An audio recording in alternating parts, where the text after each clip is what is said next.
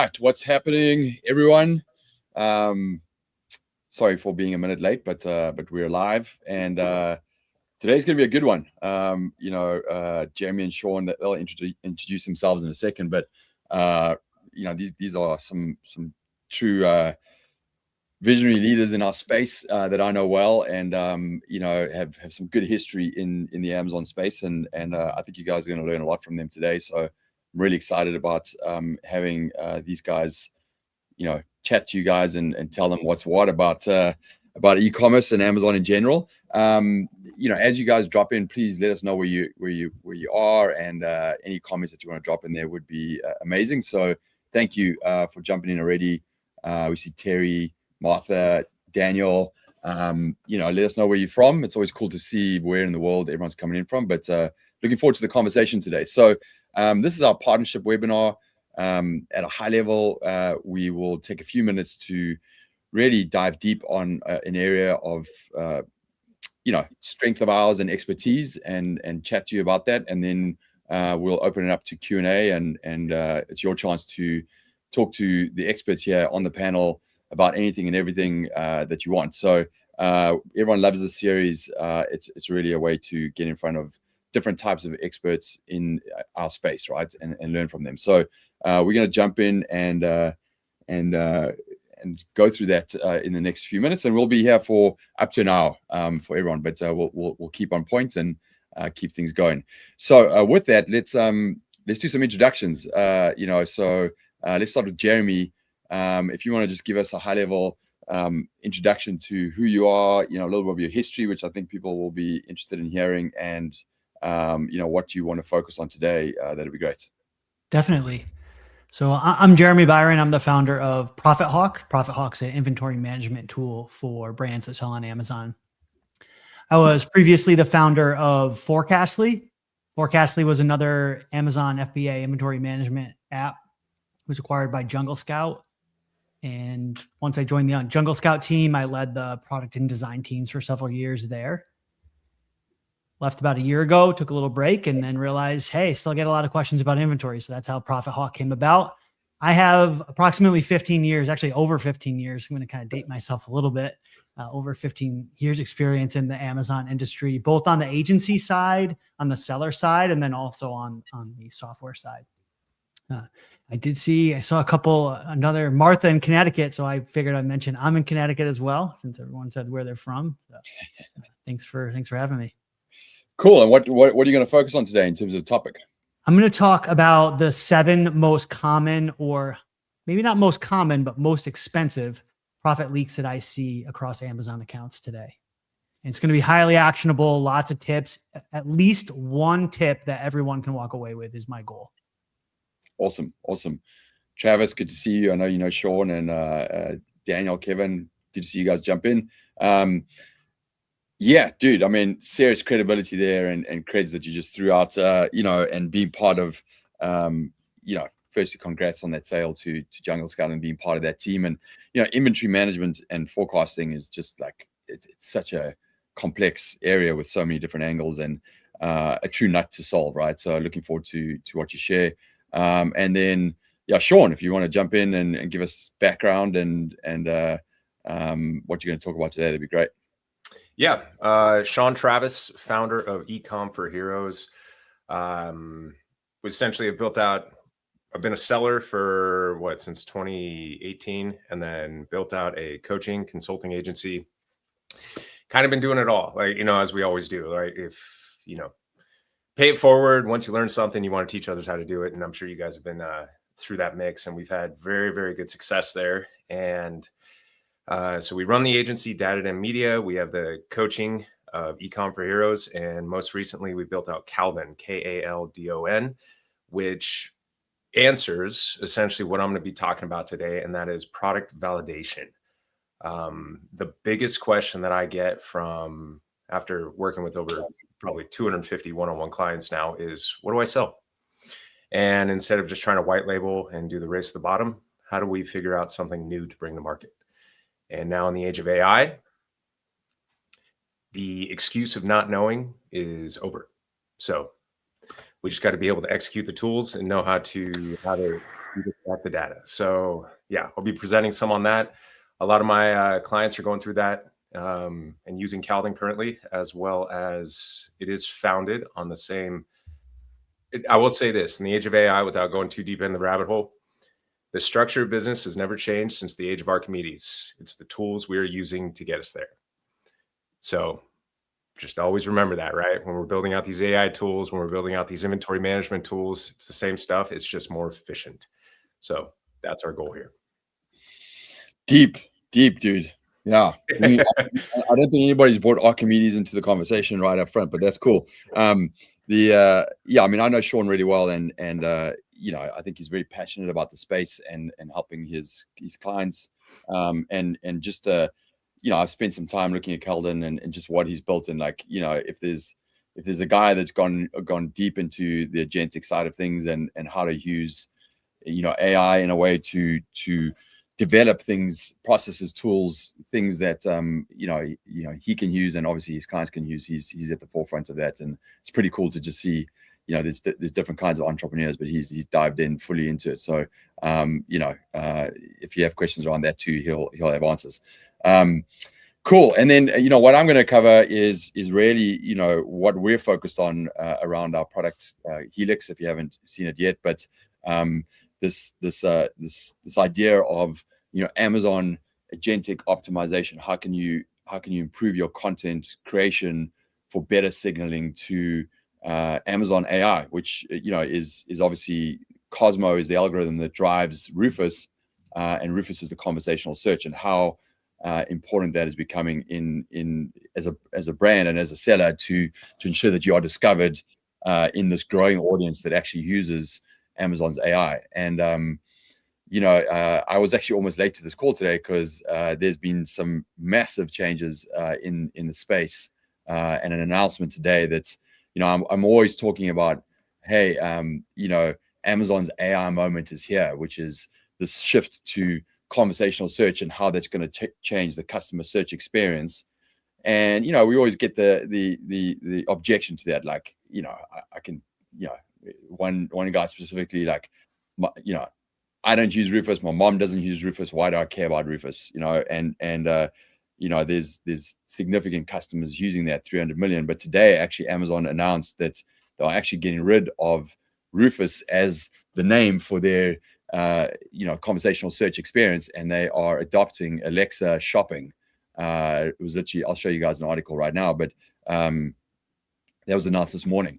You know, clearly that gave me a fat panic at the first thing this morning, but then I was like, okay, well, let me read on this. And, you know, what it's really showing is like what I've been saying, which is like Amazon is showing its hand, right? It is fully all in on AI conversational shopping experiences, and it's smart for them to adopt Alexa shopping as its name. It has a household brand name across all households, right? And they now have the opportunity to really start to integrate that experience more into the shopping experience. And so that was announced this morning. So I'm going to take a couple minutes just to talk about that, and then just dive into what I'm going to cover. But wow, it's pretty significant, right? So let's see. I'm going to post this in here for anybody who wants to check out the LinkedIn post I just did, but I'm going to share my screen and we can jump in.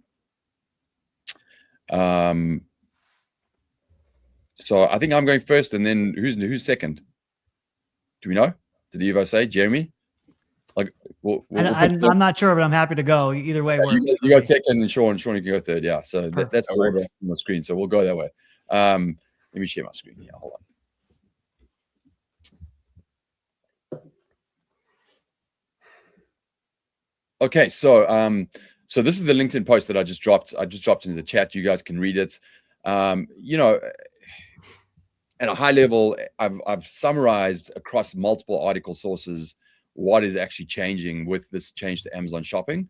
Alexa shopping. You know, and of course, I've talked about the significance of what is happening, right? And we've been focused in this area of content creation for AI for a while now, and you know, this idea of like, hey, when are we going to start seeing Rufus or the, you know, Amazon shopping now just being a little snapshot in the corner of the real estate of your Amazon homepage, right? And this moment we saw it happening last week. I mentioned that on certain searches like food sensitivity test. You know, if you type that in your mobile app on Amazon, Rufus was loading, right, with all its conversational search. And now, obviously, with this announcement here, there is a lot more points of integration, right? And I kind of mentioned a lot of these, right? So, you know, we can talk about, you know, what I've been saying, which is like what we see on Google with you know, AI summaries, right? So inline conversational search summaries from the AI agent happening in the experience, and that's going to happen more and more, and they've announced that, right? Overviews, like obviously integration with Echo, right? So you know, household chats that you're having, like that's all going to be integrated into the app. So you know, this exposure to conversational AI through voice and through typing and, you know, keywords, and then summaries being integrated into that experience rather than just your typical search results page is going to start happening more and more as of today, right? And obviously the integration with the Alexa brand name behind it is significant. So as brands and as sellers, if you're not AI optimized on your content, you know, now's the moment, like you're like, oh damn, I should have done this last week, right? So you know, it's just something to really take seriously right now, and make sure you're signaling to you know, AI Alexa shopping agents is as strong as it can be, so that you get recommended before others, right? There's a bunch of articles you can jump in, you can just type it in, and you can get in and start looking at these articles, right? So yeah, that's the big news of today. You know, so big that I haven't even been able to change my size yet. But you know, whether it's called Rufus or Alexa shopping, it's the same thing. It's just what they're doing with it, which is obviously critical. John, quick question. Yeah. Am I correct in understanding that optimizing for AI, just to put it in simple terms, is instead of being like keyword centric, like, you know, black coffee mug, I'm now being like nuance centric, meaning like how are going to people be discussing and asking around it, and that somehow needs to attach my listening to it. So like, hey, what's the best thing to carry my coffee in? Yes. No, so, and it's a good point, and I think it's very important to make this clear for everyone listening here that you know, there's two ways that you can obviously discover products on Amazon. You can literally type in a keyword, and you can find those keywords in your typical search results as we do today, or you can have a conversation with Alexa shopping, if we want to call it that right now, right? Now, what drives the results of that experience is Cosmo, the algorithm. This is now an intelligent algorithm that Amazon has in place, which will help you with ranking factors around keywords, right? But also help you with recommendations and the nuance side that you're talking about when you have a conversation with Rufus. And what we're seeing, obviously, today is even more of an integration of those two. So now, you know, this factor of like saying, hey, my mom doesn't use Alexa shopping, so why do I care? Like, she doesn't even have a choice anymore, right? Because you're going to type in a keyword, and Alexa shopping is going to be integrated into that experience, and they're going to start engaging with that. And the nuanced, organic way that you're talking about is critical. And so how we optimize for Cosmo, there is a keyword seeding that you need to do, but you don't have to over-engineer that and keyword stuff. But if we can give a small subset universe of keywords for it to signal on, it knows how to map that to the universe, right? And then the other piece is the semantic mapping, which I'll talk about in a few slides. But there's a technical mapping, and it can then connects the dots in this nuanced way to say, hey, if I as an intelligent brain, Alexa shopping can answer these questions about your product, I can then connect you to all the different use cases and conversations that are out there, right? And so that's the other way to do that. But I'll get into that in a little bit more. This is actually a screenshot I got from one of my product people. I mean, all they've done right now is they've just literally got rid of Rufus and dropped in Alexa for shopping, right? Yeah, Alexa for shopping, right? And that's what it's going to look like for now. But again, as you work through that, you're going to start seeing how they're going to integrate into this. So like, there's going to be a lot of changes happening over the next couple of days for sure, and weeks. Alexa shopping is Amazon's best salesperson, right? And it totally is, right? And you know, most listings aren't giving it anything to sell. So like, that's the unpopular opinion, and you know, it's even more true today, right? Like, it can be a passive conversation that you can having, but it can absolutely be a proactive conversation. And now with Alexa shopping, you can see where they're going with this, right? hey, Alexa, can you track my grocery list shopping and identify what needs to be put on to subscribe and save. Let's put that on, and when the price drops, go and buy that. And that all being integrated, that's even more true today with where it's going, right? So it makes sense. Just want to keep conscious of time because I know I've covered a lot of that. Everyone can follow along. This is the Rufus readiness score. Again, I haven't changed the name yet, but go ahead and grab it at zonguru.link/CosmoRS. There might be a slightly different link, Eva, if you want to drop that into the chat. It's going to go to the same place, but it's a slightly different link. But if you haven't used this readiness score right now, it's free. You can literally just assess your current Amazon listing to see how well it's optimized for AI, both on the Q&A side as well as obviously on the semantic mapping side. Go and do that right now, and then you can follow along with me as I go through this. What I wanted to show you is jump in and do a specific example where I can show you how to reverse engineer, how if your signaling isn't strong enough, how the recommendation is dropped and you aren't discovered. And so this is an example I'm going to go through called a Vary desk, where I actually, picked out the product, did some reverse engineering and asked to get a recommendation across those attributes. This product didn't pop up. And then when I asked it about, why, there were some significant gaps that were shown in Rufus's understanding when it should have had those things covered. So it's kind of a good example. I'm going to skip through the slide for now, but the high level here is people are starting to consult and get recommendations, and what we're seeing is by people getting recommendations from Alexa Shopping, is that their propensity to convert is 60% higher than the typical funnel, right? So it's massive.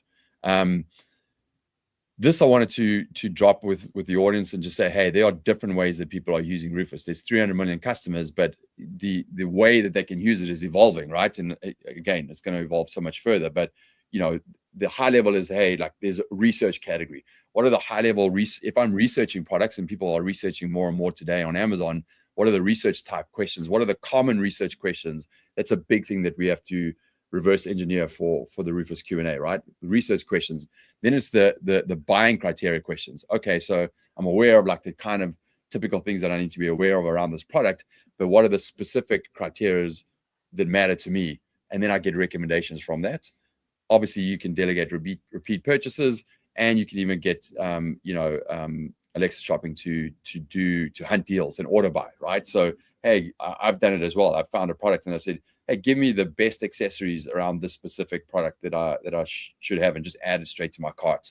Great, go and do that. Or track this deal, and when it drops, I want to buy it in the next 3 months when it's the lowest price, buy it. These are things you can do today. So it is really changing. And the point there is like there are decisions being made and products being bought without necessarily the decision being made by the actual customer, right? So you have to be recommended. This is back to your point, Sean. There's 2 real areas that you need to optimize for: the semantic mapping, which is this, right? It's actually from Amazon. You need to make sure that in a conversational, organic way, your content is mapping to this, right? And if Cosmo can see that this mapping is in place, it can then surface you for all the different conversational search experiences out there, and obviously the typical ranking. And then there's the reverse engineering on Rufus, which is a real deep engineering feat that we do, where we ultimately are learning everything on a category, everything reviews are saying, and then bringing out the common questions around research and buy decisions, and then mapping your content for that. So Cosmo has a good understanding of like that you're the answer to so many different types of use case, longer tail conversational questions that are out there, right? And it's really important. So let me show you guys. I'm going to show you this real quick. John, there's a question in the chat, but I think you're going to answer it right now. So I figured I'd at least call it out. Kevin asks, what do we need to change so our listing gives Alexa Shopping what it needs? And I believe that's what you're going to hop into here. Yes, exactly. So it's a good question. And so this is what needs to be changed, right? So if you download this readiness score, which I just showed you where to do it, this is the scoring for the Vary desk, right? It comes out at 60 out of 100, but it's showing you here in this report the gap, right? Like, what is it? Where's the strength in your content? Hey, you know, the used for function, the semantic mapping, the type of product, what is it capable of doing? What problems does it solve? Like, these are all strengths, right?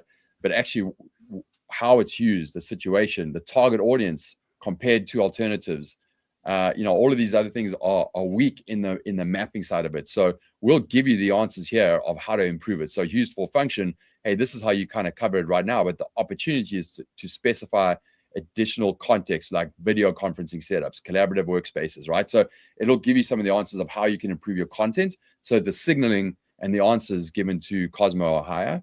And then on the Rufus Q&A side, we surface like the top most common questions across the research and by decision criteria, and then we tell you which ones you're answering and where you're weak and how to improve it, right? And you know, the important ones here is like it says here, and this will come up in, I'm kind of foreshadowing when we're going, but does it have more memory presets for height settings, right? It's saying no in this. It talks about the electric motor and it doesn't really cover that, right? The power cord, it doesn't cover, right? So it's not really showing that it's electric in what it is, right? So this will tell you how to improve your content. Now, you can obviously do that yourself, or you can use our product Helix, which I'll talk about in a second. But I want to show you, this is a recording, and thanks for calling out those questions, Jeremy, because I'm not looking at the comments right now. I'm just looking at my screen. But I want to show you guys, like, hopefully you guys can see this on the screen. I'll just explain what I did here. Like, I reverse engineered this, and this is how you should do it for your product. Is like, go in and say, and like, as your target audience, type in something like, hey, I'm a CEO and I'm looking for an adjustable standing desk converter. What are the key factors I should consider when choosing a suitable product, right? So like, you know, just kind of go in like as if you don't know anything about the category and say, tell me what's important in the criteria that I need to assess. It came back and it said a whole bunch of things, right? Heights, you know, electric versus manual, blah, blah, blah, right? And then I came back and I had already picked out this product, right? Because I'd kind of like worked back from that, right? And you know, then I asked it, I went in and I said, okay, this is the attributes that I care about. Electric, price from 150 to 400, compact, ergonomic, dual monitor. Can you recommend 3 for me, right? And it came back and recommended 3, right? It recommended 3. Clearly, it didn't recommend the Vari desk, right? I went back and said, hey, can you give me something a little bit more expensive?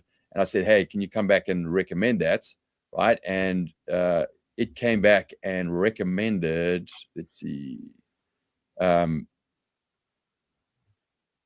recommended, let's see, where's the product? And I looked at the scoring of this one, this uplift desk, right? It recommended that. Now, what I did is I came back and said, hey, does the Vari desk fit that, right? And what's interesting is Rufus, maybe Alexa Shopping will be smarter, said, hey, it kind of matched, but it was missing. It wasn't electric, and it didn't have presets, right?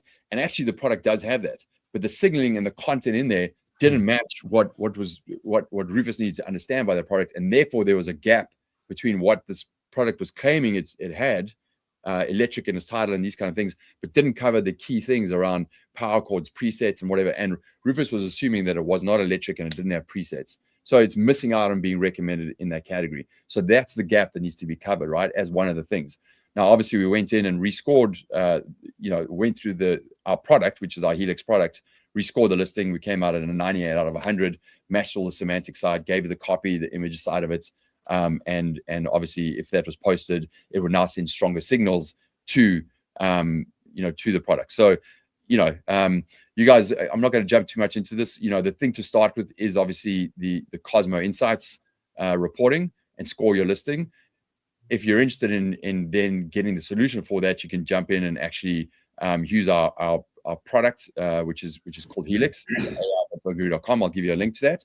And that will actually transform your content and your image side of it to maximize 2 things, right? There's 2 things we look at. One is human conversion, and second is AI discoverability and readability for Amazon shopping, which we now have to go through all of our blog posts and website and change it to Amazon shopping. So that's going to be fun.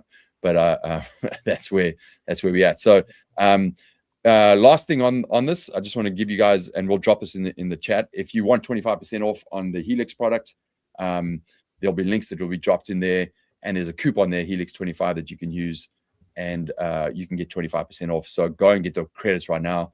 clearly, if you haven't done it yet, this is something critical that you need to get done. Good, guys. And I'll stop there. I know that we've gone a little bit longer on my side, but we should have time for you guys and for Q&A, and we'll go from there. So, yeah, we're going to hand over to Jeremy. Yeah. John, there was one last question for you in there. It's kind of a long one, but I think you already covered some of it. You want to save it for the Q&A if there's anything at the end that you haven't covered yet, or would you like to? One from Ahmed? Yes. Traditional keyword.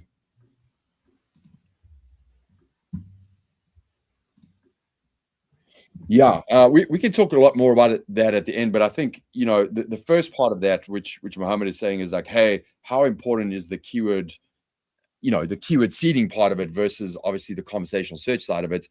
I'm going to say it's still important. The key is you don't, and we account for that in our solution. We have like a full list of all the keywords that you exacted broad match for.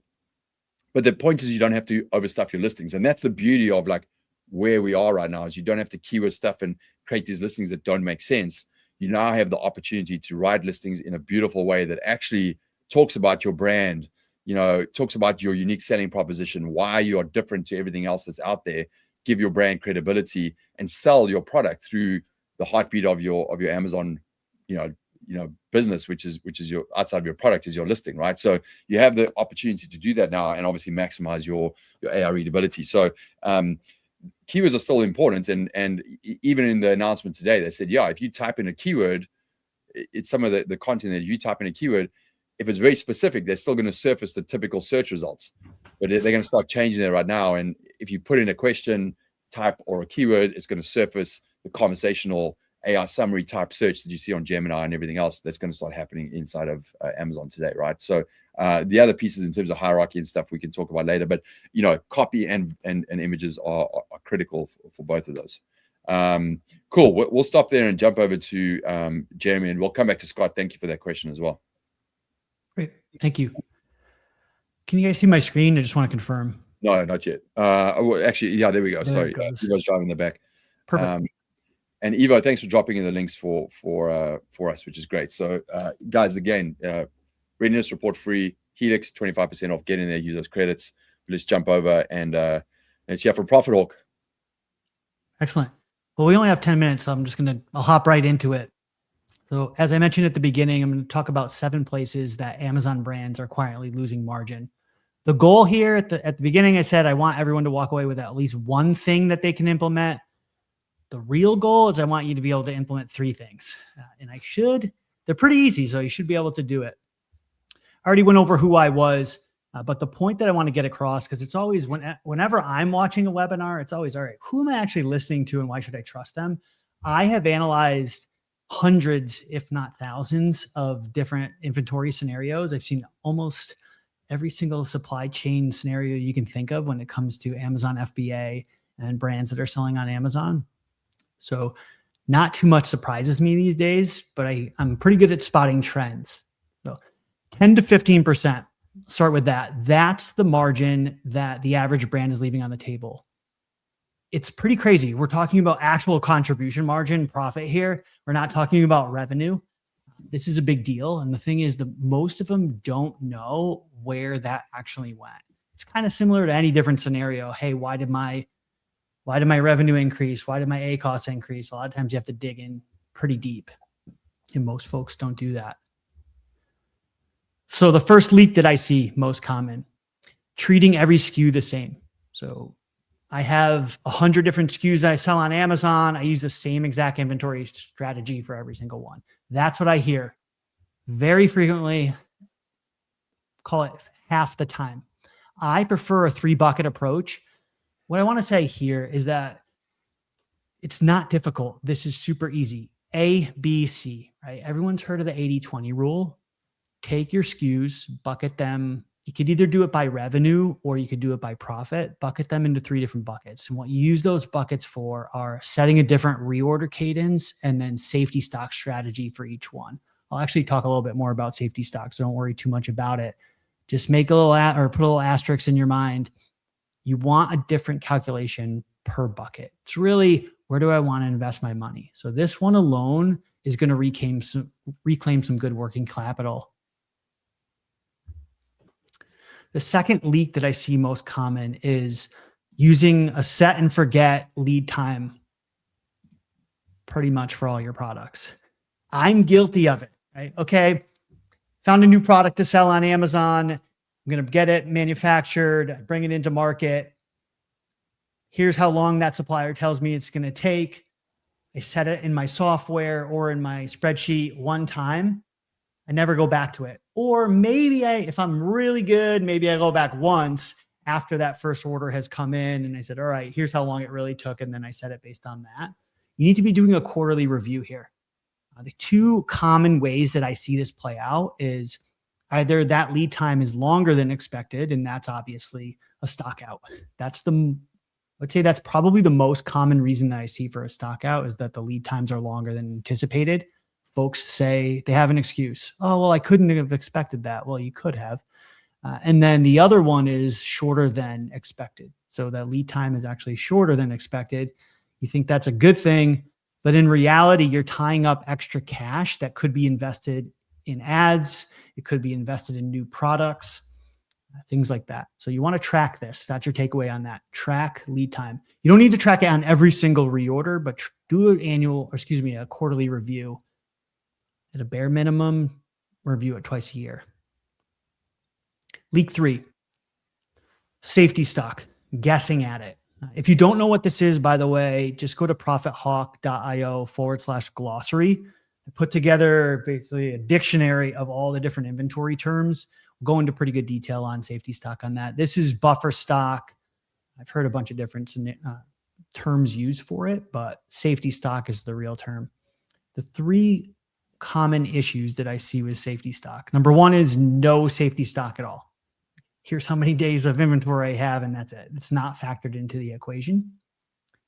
Or they have way too much safety stock, this just in case, and this cash sits dead on the shelf. And then the final one is using the same safety stock calculation for all products. This goes back to that bucketing, right? I hear a lot of brands say, well, we have 3 weeks of safety stock. And it's essentially just someone picked a number that sounded good.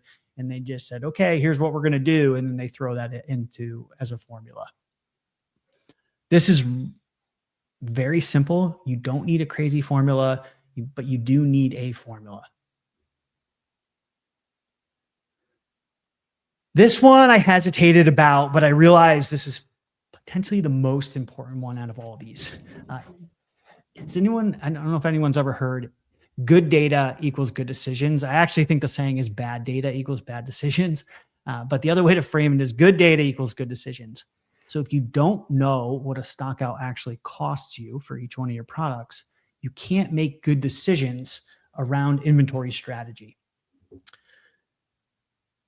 The thing is, when I talk to a lot of different sellers, we've done an analysis about this, and the true cost was actually 3 to 5 times, larger than what sellers actually budgeted for. That has a whole list of, or causes a whole list of downstream implications that I don't have time to go into, but you need to know that the real cost is the recovery period. That's where it gets expensive.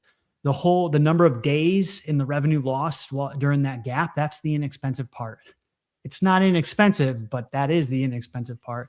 It's the number of weeks that it takes you to pull out of that gap afterward. Search rank slides, right? Conversion rate drops. Conversion rate drops first, then search rank slides as a result of that, and ad performance decreases as well. It can get really, really expensive, and you need to factor that in. Number 5, all right, I wish that we were all in person because I love talking about this in person because it's extremely controversial and folks love to debate it. But raising prices due to slowing demand, see it all the time. I'm going to go out of stock, quick, raise my price. By the way, this is not one size fits all. There are scenarios where raising price makes sense. The vast majority of the time, raising your price causes more pain as you're pulling out of the gap that I discussed earlier. I have analyzed this 3 different times across hundreds of products each one of those times. So hundreds of stockouts each one of those times. This makes recovery slower after the stockout. You definitely want to stop your ad campaigns, but you don't want to raise your price. All right. If anybody fell asleep, this is the one to wake up for. Or if you're not paying attention, you're multitasking. Inventory distribution in search rank. So you heard John talking about Alexa shopping. And this is applicable in that world as well, potentially even more. Because I will say, tell me what notebook I can get today or next day morning. Right? If a brand is selling on Amazon US, I'm referring to, by the way, to Amazon US right now. And I'm talking about distribution of your inventory across the states, right? How many buyers can I reach with next day delivery? The faster the delivery, the higher you are in the search rankings. Like this part's not debatable at all. We've looked at it across many, many listings. And the part that is debatable and the most common thing that comes up is folks say, well, I don't have any control over that. I can't pick where Amazon sends my inventory. And you're right. You can't say, I want to send it to Indiana, right? Or I want to send it to California. But what you can do is you can adjust your inbound strategy. So if you ship pallets, maybe you ship pallets, plus then you set up another inbound plan with some cases, because those cases are going to get split elsewhere. The other thing that I highly recommend is taking a hard look at increasing your replenishment frequency. This is a delicate balance, right? Because you could increase your operational costs if you have to do more inbound, or if you had to do inbound more frequently. Maybe not. If you use a 3PL, a lot of times it's the number of pallets or the number of shipments. It's not doing it 4 times in a month if you do it versus 1 time a month, 4 times the size. And then the final one, number 7. So this one seems obvious, but it's very, very common. You want to make sure that your ad spend is in sync with your inventory. So don't let the two, here's my inventory strategy, here's my ad strategy. 2 common points of failure is we see aggressive PPC while you're running low on stock. And then the second piece is you're sitting on excess inventory and no one's changing anything over on the ad side. You have this excess inventory, it is going to start accruing fees, especially after the changes that Amazon has recently made. It's going to accrue those faster. You need to make sure that those 2 sides are in sync. Just kind of bring this home. Yes, each one of these is small. Some of them are going to have a larger impact than others. Some of them are more common than others. But my challenge to you is just to pick 3 of them. Pick 3 of them, implement them over the next couple of weeks. None of these is too crazy. They're all actually pretty easy to implement, but you just have to get a process in place and you got to make sure you stick to it. I just wanted to mention this. I put together, I don't love discounts. I rarely do discounts. So if you're watching this later, I'm sorry. But I did put together a special offer, 30% off for the first 2 months of Profit Hawk. There is a coupon code in there, but it has to be used before the end of May. So if you're watching this 2 months down the road, I apologize. You have to use it before the end of May. The biggest one that I want to point out, I doubt, it's funny. A lot of people might not take me up on this. My email address is right there in the middle of the page. I will offer a free one-on-one or account audit to anybody that shoots me an email that was on the call today. I'll do it before the end of the month. Via Zoom. This is not a junior call. This is personally with me, just because I like talking to different brands and agencies that are out there. And then the final one that's on here is some free calculators. There's no email address required. You don't have to sign up. This is just free calculators because I like putting out the right way to do things and put together some free calculators that are on our site. So I wanted to at least mention it. And that's it for me. I know I had to go quickly through those, but awesome, man. That's great. Some actionable tips. There's a couple of questions in there for you, and Jamie, also post your links and offers into, or Evo, if you can do that. That'd be great to just drop them into the chat so people can click on those. But you know, it's a thing. It's funny. Like it's the most important and obvious thing that people need to pay attention to once they're live on an Amazon business, to keep on the Amazon flywheel. But yet sometimes it's the thing that people don't pay attention to enough, right? And I always like try and like put it in the words of what's the most expensive thing to Amazon, right?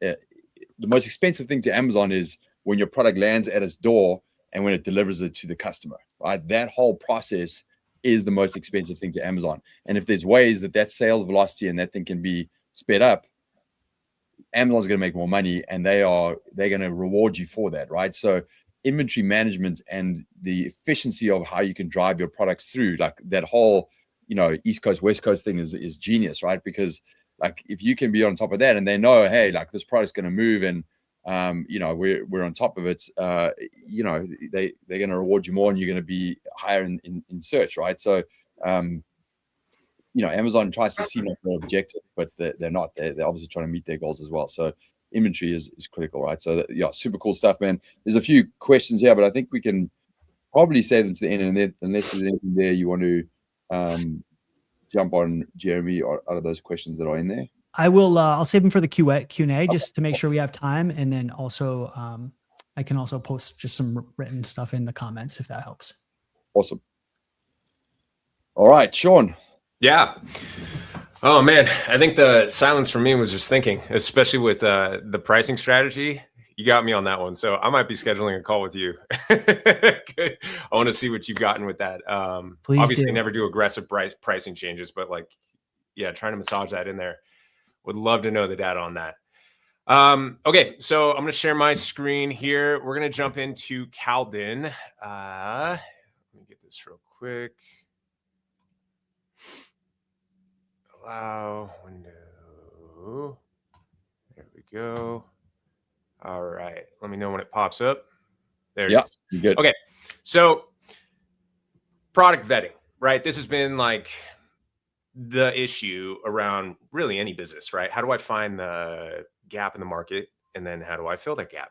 How do I find the pain points? And then how do I build something that's the solution?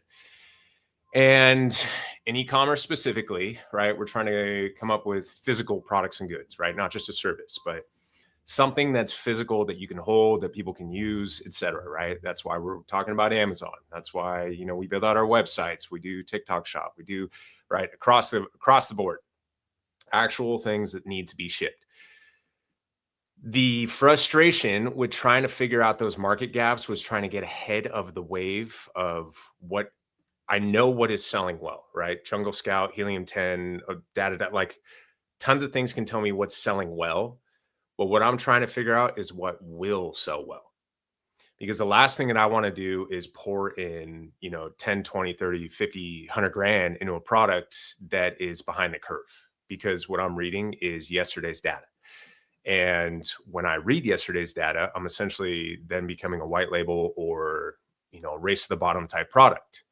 And yes, it's good to find out where the market is right now, but I want to figure out where it's going.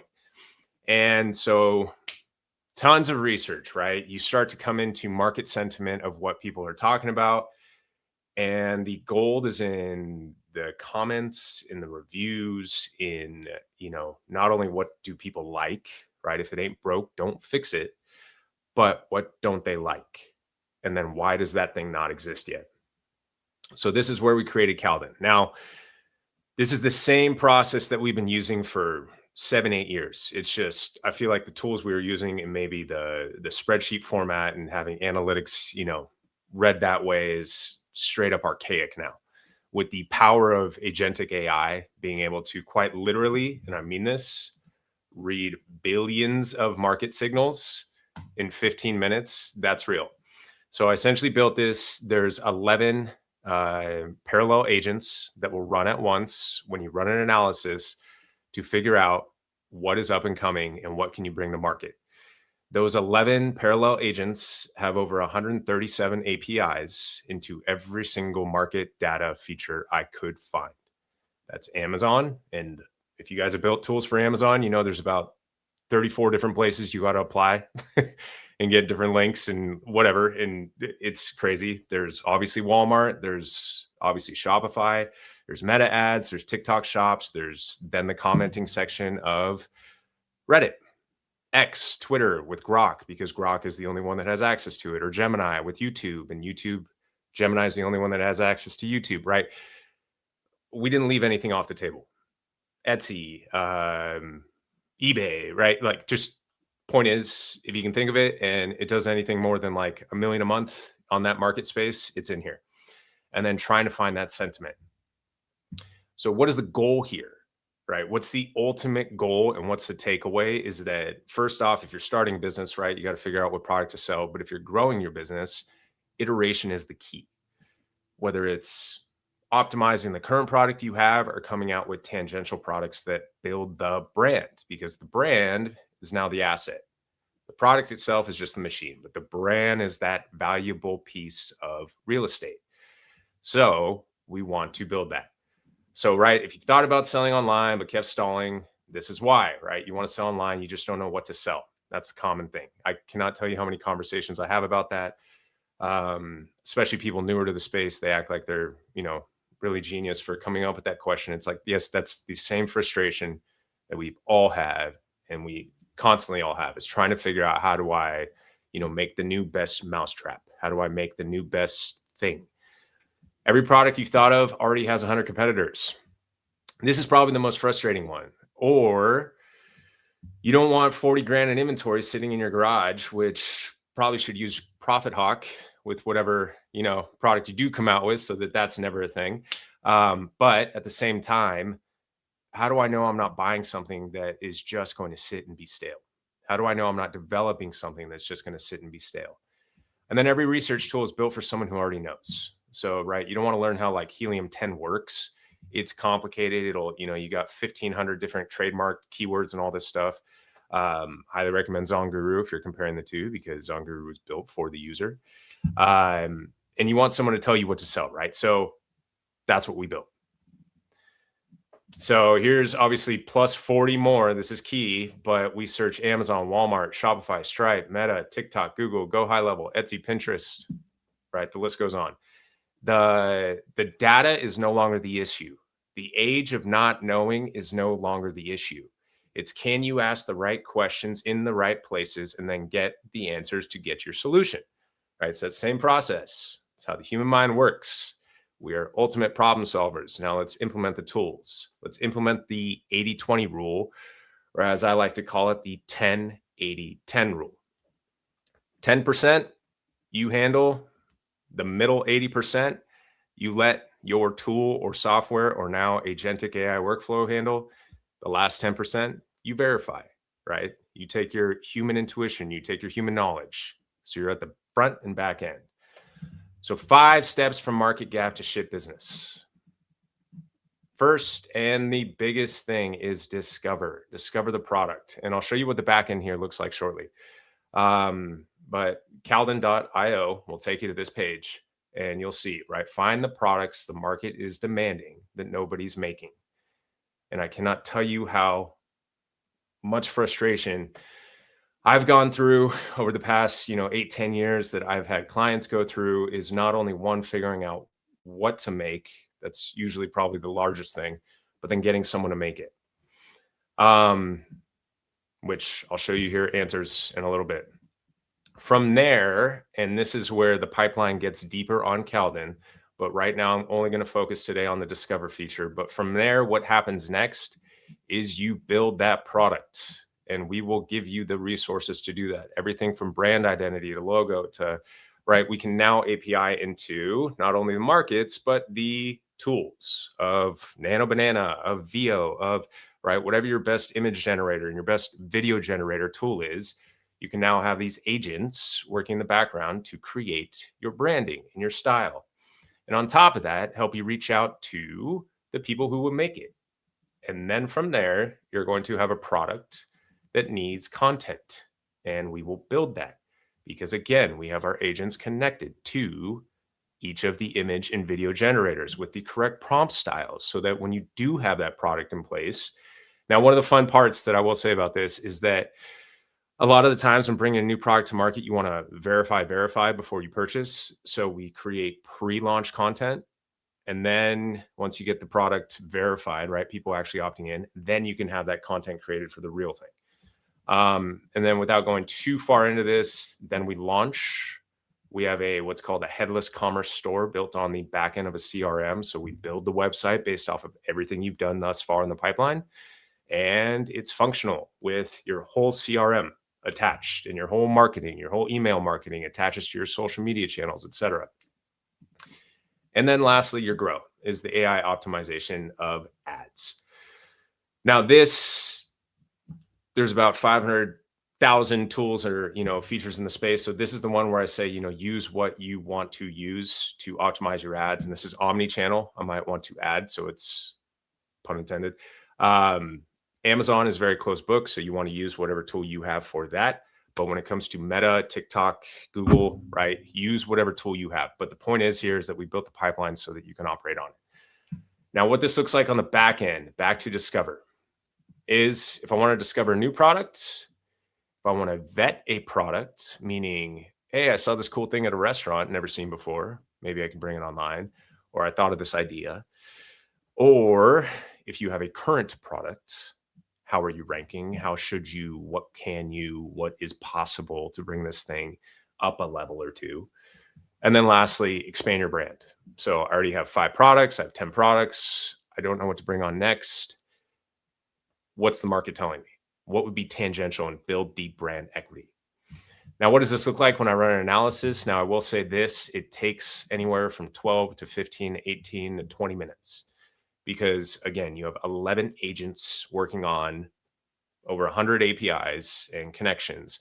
So it's pulling the data, right? The last thing we want is to sacrifice quality for speed. So just remember that when you run these analysis, it will take a bit. But what this looks like, and this was just run this morning. Here's an example: premium supplements for humans. The product costs at $450. So that's your COGS, sale price, $19.95 or more. Generated some mock-up images, and it came up with replete daily mineral gummies. Here's sizing. Here's all your charts. Now, the beautiful thing about this is when you're creating a new product, try to get the supplier to understand what you're wanting done. Apples to oranges sometimes, right? Lost in translation. When you can give them actual images, game changer. So that's what this is for. But then what is this? What did it find in the market happening right now? That is before the wave. And it said a daily gummy for the 15 million Americans, and that's probably low comparative where it's about to be, on Ozempic and Wegovy, who eat 40% less food because that's what the GLP-1s do, is now you're not eating. They drain key minerals, sleep worse, and have no supplement made specifically for their situation yet. Whoa. And I mind you, this was just run this morning, right? Just before running on this call. When I saw that, it hit me in the face. I'm like, how is that not huge already? So feel free to take this product, by the way. It's out in the open. How to make it, what it costs, right? Now we're going to get the full run through. And obviously I'm not going to read this in detail because these are very in-depth reports so that you can essentially read it at, and I'm going to say this carefully, read it at a 6th grade level, because that's how every human mind gathers information. Not saying you're a 12-year-old, but it's how every human mind actually gathers until you go in depth. So it's read at a 6th grade level, but with a PhD level of intellect. So it should be digestible. How to make it, what it costs. Regulatory path. Is there one? Is there not, right? Different sellers have different opportunities there. Where the demand's showing up, why nobody has built this yet, closest company that's already proved it, right? Your competition. If it works, here's the size, here's the TAM, SAM, all that good stuff. What the founder needs to bring, how it should look and feel, parts that go in the box, and who to talk to. And then confidence reasoning. And then here's your action items. So, and then you can obviously download this report, send it off to your partners. You could even send this to your suppliers, all that good stuff. Then if you have questions about this, that same agentic workflow can help you unpack this entire analysis. How do I make it better? What if I add something else into it? What if instead of gummies, I did a liquid? What if, like, come up with the questions, right? Right now, this gave me a 7.8 out of 10. I want a 9 out of 10 before I start spending money. Okay, ask it. And it will literally analyze the back end over and over and over again. So I know I think I'm up for time, but that's what we're building. If you're not using this tool, please use that foundation when you walk through and discover new products, right? Like I said, since the age of Archimedes, the process hasn't changed. It's the tools and the resources, the softwares, the technology that it has. But vet your product before you bring it to business. And I'll close there. Oh, and then lastly, I'll put in the chat here. I used John, as the promo link instead of ZonGuru. But if you go to that link, Calden.io pricing, and then use code John, you'll get 20% off, and that's for lifetime. So, and obviously, ZonGuru gets a little kickback for that too, for allowing us to talk. I mean, I should get a kickback now that it's my name, not ZonGuru, right? Right. That's why I asked. I asked you before. No, it's cool. Yeah, dude, I mean, crazy impressive, right? And just, you know, this idea of jumping deep into the agentic side of things. And, you know, you have a team, right? But you're driving a lot of this, and that's just shows like what can now be done with kind of agentic coding. And you know, it's a sign for, you know, other companies out there is like, you know, MCP API access and providing the data, right? Like, to your point, like having the data is so critical, right? And to your point, I think you said, like, you know, we have the most data we need, but like we also have the ability to analyze, right? And use agentic for that. So critical. I really like that 80-10-10 analogy. That was great. But like, I mean, this is impressive, right? And by the way, we have MCP API access now to Helix. So you add that into your mix, which will be great. Perfect. Yeah, that's going to be the Amazon specialty, right? We are not the Amazon specialists. Yeah, that's exactly. where ZonGuru comes in. That's where Helix comes in. Like, use that, right? We're not the inventory specialists, right? We're not the Profit Hawk that's where Profit Hawk comes in, right? But this is the overarching, right? Your business dashboard. One of the questions: do the same products become available to everyone? And thank you. I believe that's my wife that just asked it. So there's a feature that if you run an analysis like this Epic supplement for GLP-1s and you want to lock it so no one else can see it or find it again, you can lock it. If you don't, it gets released to what's called an opportunity feed after 10 days. And then there's on your homepage there, you'll be able to see products that have been searched for that no one wanted to go with. So that is a thing. And then same with, like, if you vet or expand, right, that's your own IP. That doesn't get shown to anyone. So yeah, when you showed me that, I thought that was genius, right? Because I mean, you can control what's out there, but like, hey, you don't take it, like people get to see that opportunity and kind of gamifies it, which is great. Mm-hmm. So very cool, man. Yeah, you know, we're almost out of time. If you guys have a bit of time to hang on, we can. It looks like I have a little bit of time, so whoever wants to hang on and we can answer a few questions, we can do that. Or Jeremy, if you have any comment on Sean's stuff. I'm still blown away. Yeah, I mean, but with both of your products, John's product and Sean's, like, it is crazy how fast that's developing, like how that section of the industry is developing. Also, with my time at a former company, right, I spoke a lot about product development and finding new products, and you guys have really developed two solutions that are next level. So I also wrote down a little to do because I'm gonna check it out after this. Awesome, man. I'm just gonna jump in here and see if there's any questions that jump out to here that we haven't answered yet. Someone, let's see. There was a comment from Deborah. I don't know if this was a question, but she was saying the issue with inventory is that Amazon wants 70 to 90 days to get lower fees across FBA and AWD. Sales velocity should offset inbound split costs. So I don't know if there's any. It's a comment, but I don't know if there's anything you want to say on that, Jerry. Yeah, I think I understand what she's referring to. There's a couple of details that typically would be in there, like if we were having a live discussion or questions I would ask. But yes, she is correct. If you're talking about paying, if you're going to group everything together, right? You got to pay placement fees. However, there are things that you can do to get around that, right? Is you could do the 5-box split. I'm going to set 5 shipments that have the exact same quantities and the exact same content. Amazon won't charge you for that. You get around placement fees. I mentioned the one that isn't as obvious that most folks don't talk about, which is you can change your case pack size. That could be, if we're talking about, hey, Amazon is just one marketplace out of many. That could be more complicated. So it really depends on the supply chain. But if it's a possibility, you might think about going with a lower case pack size. The other possibility is, or the other scenario that I see quite often is, hey, well, we ship pallets. Great. However, ship your pallets. So if you're only shipping like 1 pallet a quarter or 1 pallet a month, it's a little bit more difficult, but you ship your pallet in, but then we're going to do a secondary shipment to split cases. So we're going to ship cases instead of pallets. So we're going to ship SPD on those, right? UPS in. I'm not referring to paying placement fees. I'm not a fan of placement fees. Deborah is spot on if that's what she's referring to. She's correct. Yeah, it's expensive really fast, and it really isn't worth that extra sales velocity, but there's a way around it without paying the actual fees. Hopefully that helps, Deborah. Good. Another question for you there.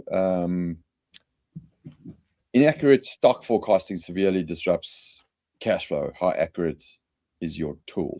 Yeah. So I won't go into crazy details and bore everybody, right? Because I could talk about this for hours. Just like the two of you could talk about AI, or Sean, you can talk about new product development or finding new products, right? It's like we could really nerd out. But in this particular case, so I think what's being referred to is likely there are a lot of tools out there that just say, oh, well, we'll stop. You won't have any stock outs. And for me, like makes my head, like you'll see my head get red in different conferences when someone says something like this. Stockouts happen. It's okay for them to happen. That means that you're riding the line properly. So yes, you can chew up a whole lot of cash if you are inaccurately forecasting or overestimating forecasting. So I have a boatload of inventory when it comes to, or not inventory, a boatload of knowledge when it comes to inventory forecasting. It's as accurate as we can make it. I have a special way of doing seasonality, forecasting seasonality, and I am a believer in not overestimating. So I'll kind of leave it at that, but It is very accurate. Awesome. I guess people are asking if they can get access to the decks. One thing I'll say is that you will get access to the recording. So everyone who's signed up here, you're going to get an email and I'll have the recording so you can share it with your team. No problem. I think that's probably better than us sending the decks over. So you can get that. Tiago, you're asking to learn more about how to create listings to be AI searchable. Are there any books training on this? You can go to our blog. We have a bunch of content on our blog that you can access. If you go into my LinkedIn feed, you'll see all the previous webinars. I go like pretty deep on the educational side of AI search. You can go onto our YouTube channel. You'll have a bunch of stuff there. So plenty out there for you to read. But I would also hit up Claude and ask for a summary. That might be a good way to start. But and then the thing about Helix, which is good, is it's obviously AI forward, and it has a conversational chat that you have there and a guide, right? So it'll guide you through the process. You don't have to really learn much as you go. What else? Calvin is a game changer. Without it, slow product research makes you miss the right time to launch. Yeah, 100%. I want to just see if there's a question for you here, Sean. Will Amazon penalize me for being out of stock? We just covered that. Sean, you're in there. What separates the brands that scale past 500K a month from the ones that stall at 5 to 50K a month? From Christopher. I mean, that could be to any of us, but maybe Sean, anything there? Like, what do you think separates brands that are doing $1 million a month to the ones that are doing 5 to 50? Man, pick your bucket. I mean, it's what comes to me is obviously having the right product and product fit, but then execution. Like, just to make it simple, right? Did you run out of funds before you even launched, or were you prepared for a big launch? Are you trying to grow the business faster than the business wants to grow? You know, the old entrepreneurial curse. Am I trying to push it which means I'm going to spend a ton on ads, and right, I need to inform people, or am I going to allow that organic growth? And then constant data, right? Always understand your data, right? Have your input, have your inventory thresholds. Don't be leaking 10 to 15% like Jeremy's showing, right? That's huge. That's unbelievably massive. Like, plug the holes in the bucket before you can fill it up. Man, I'm trying to overview that one because it's so dense of a question. But yeah, I get where Christopher's coming from of asking, like, what happens at that threshold, right? When we get stuck at a ceiling. I mean, business 101 is the ones and threes, at 100K, then 300K, then 1 million, then 3 million. It's different skills and tools you need to start implementing. So yeah, really depends, but I actually have a thought on this one that's not inventory related. It's more in what I've seen over the years is that the larger brands, or the brands that scale quickly, I guess I should say, not necessarily larger, are the ones that aren't afraid to try new products, right? Test and iterate. So I'm not just launching one new product a year or even one new product a quarter. I'm getting a bunch of new products, a bunch of different scenarios that I have, ideas, and then I'm going to launch a bunch of them and then see kind of what resonates and what doesn't, and then shutting down what doesn't. So not being afraid to test and iterate. It's not just say, hey, this is my one launch a year, my one launch a quarter. I need to nail it. That's a really high risk. And the chances of you getting that right the first time is going to be very difficult. So the more that you can put stuff out there, the better. Yeah, I would agree with that. When I was selling on Amazon, I think, in iteration on your current product or launching others, I think was probably the fastest way to grow. My answer on that is, like, the difference between those brands is the ones that have stalled out versus the ones that continue to gain momentum, right? And what does that boil down to?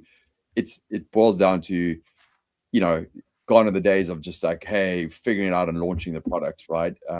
It's so critical now that you have to have a plan, and a very serious e-commerce brand plan, a year after your launch, right? So you have to have that mapped out and, stay in sync and not stall out, right, across whatever platforms. Because we still get it today. Someone's coming in, they're like, this thing's stalled and it's not growing, and like, how do I reinvigorate it? Like, it's kind of impossible almost, right? So you've got to have a plan to keep that momentum going, right? And so that is what's going to grow you, right? Cool, guys, that's it. We've covered everything here. Maybe one last comment from each of you. Let's not even say a year, let's just say the next 3 months. Like, what is the one piece of advice you'd give to people that they really need to focus on with their e-commerce business? It could be specific to your area of focus or just anything that comes to mind. We'll go Jeremy first. Sure. I like this one in terms of entrepreneurship, but it's applicable. It's very applicable in this scenario. Pick one thing that we've said, that someone has said over the past hour, and just go try it. Right? Is so many folks learn, they listen to webinars, podcasts, and then they come up with a reason not to do it. Right? So just pick one thing and go and implement it, and then test and iterate. See what happens. See what the results are. And you'll get somewhere. It'll be worth the hour of time. Sean. Yeah, to double on that, I think the definition of knowledge or smarts essentially is, can you take what was given to you and apply it? Like, that speed, that's how smart you are. So if you take something and you don't apply it, where does that leave you, right? So, I'm guilty of that, right? You hear, call it like knowledge porn. You hear all the stuff and you're like, cool, feel good. And then you do nothing with it. But to iterate on that, or double down on that, I would say pick one tool and then stick with it, especially in the AI space. So I know all you guys are playing with AI like it's Google, using ChatGPT or Claude or whatever and just searching stuff. Pick one and go all in, especially when you're trying to figure out what's the best. They're all good. I'll tell you right now. Now, my order of preference, Claude, Manus, then the rest kind of have their own little strengths, but pick one, go all in. So same with what Jeremy said, take one thing, do it, go all in. Also, whatever tool you pick, stay in the tool. You got this. You don't need a tool bounce. I'll double down on what you guys are saying there and say, like, you know, the one thing that AI is doing for us as entrepreneurs is removing the excuse for procrastination, right? Like, you know, you know, if you're feeling overwhelmed and you're procrastinating, usually what you need is you need to bounce it around with someone strategically and get the insight and, you know, ask how I'm going to execute on that and like take the overwhelm out and like figure out the first step. You can literally have that conversation with Claude and get your answers like in a couple of seconds and break down that obstacle that you've built in your mind into easy executable steps, right? So that's one other way to just really use you know, AI is how to get beyond your self-imposed procrastination that is slowing down your momentum and use it in that way, and you'll see you know, how your day just starts to flow, right? So yeah, cool guys, thank you so much, man. I really appreciate you guys coming on. We'll follow up with you guys, and you know, I'd love to partner more with you guys and get you guys in front of our audience in better ways, and vice versa, and you know, just follow the journey, right? Because you guys are you know, launching these new things, and so are we, and let's see where we go over the next while. So thank you again for everyone listening, for jumping on and for the good questions. Appreciate it. And you know, do 3 things today. Jump in and try all of these products that we put in front of you guys today. Thanks guys, appreciate it, and we'll catch you guys soon. We'll end the stream now. Thank you.